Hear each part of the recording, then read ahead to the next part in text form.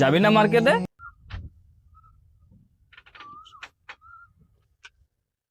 না রে বন্ধু, তুই যা, আমি যাবো না। কে যাবি না কে?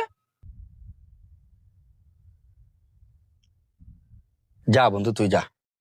যাইতে তুই চল যাই এক লগে মার্কেট করবো। আমি আরো কইতাছি মার্কেট দিক দিয়ে শেষ কইরা তারপর আমি দেশে চলে যাবো। তো যাবি না কেন? বন্ধু, আমার না এখনো টাকা আয় নাই,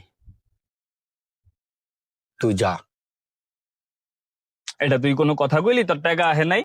কালকে রাতে যখন কথা কইলাম তখন তো বড় বড় কথা কইলি যে তোর টাকা আয়া পড়বো, একটু পরে টাকা আইতেছে, সকালে টাকা আইতেছে, তুই আমার লগে মার্কেটে যাবি, দুপুরবেলা এক লগে আমরা তো এক লগে মার্কেটে যাবো, এরপর আমি এক লগে দেশে যাবো। তখন তো বড় বড় কথা কইলা। এখন তুমি কও আমি একলা যাবো না, এখন কও আমার যাইতে গা। দেখ নয়ন, প্রতিটা বছর ঈদের সময় তুই একই কাজগুলা করতেছস। তুই বারবার কস তোর কাছে টাকা আসবে টাকা আসবে, কিন্তু কখনই তোর কাছে টাকা আসে না। আর তুই কেনাকাটাও করস না, বাড়িতেও যাস না। আমি এটা বুঝি না। প্রতি বছর ঈদের সময় তুই কার উপর রাগ করে বাড়ি যাস না? আমরা সবাই প্রতি ঈদে বাড়ি যাই, তুই একলা একলা বোর্ডিং এ পড়ে থাকোস। এটা কিছু হইলো? তুই থাক ভাই, তোর যা মন চায় তুই কর, আমার বাড়ি যাইতে হইব, আমি বাড়ি গেলাম।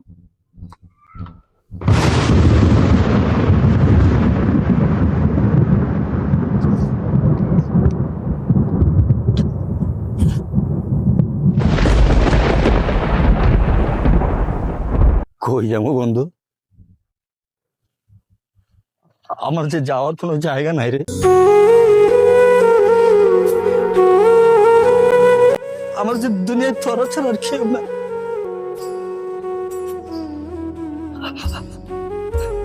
আমি যে বড় এসেছি,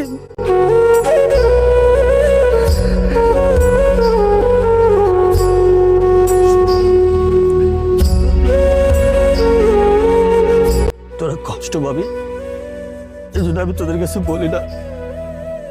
আমি প্রতি বছর একই নাটক করে তোদের কাছে নিজেকে লুকিয়ে রাখি, কারণ তোরা শুনলে হয়তো কষ্ট পাবি। এই জন্য আমি তোদেরকে বলি না। আমার যে যাওয়ার কোনো জায়গা নাই রে বন্ধু, আমি যে এতিম রে বন্ধু। ভাঙলে কেন আমার ঘর, বন্যা এসে কায়ড়া নিল সুখের বসতে ভিটে ঘর, অথই জলে বিলীন হলো আমার শখের উঠোন ছাদ।